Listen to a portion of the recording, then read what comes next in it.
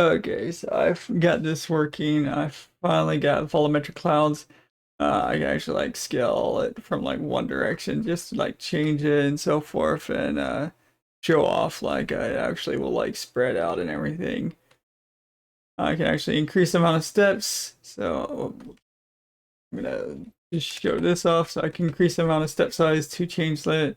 I can change like the density value of it. I can lower the amount of steps. I can increase the amount of steps for like ray tracing to change like how it looks and everything.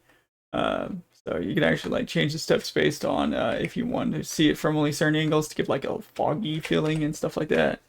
Where if you want to have it as a fog instead, you could just like lower it to the ground, and then you can actually like lower the density, and you can actually get it like a kind of like a foggy feel. This was a little bit more.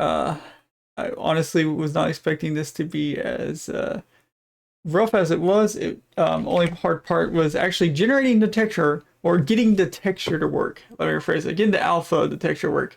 Got all the math and everything working, and shader was working. It was literally just actually getting a flip book of like a 3D flip book texture to actually work. But in the end, oh well, I got it working, so everything worked out. But yeah, so we actually made it where we get some volumetric clouds working.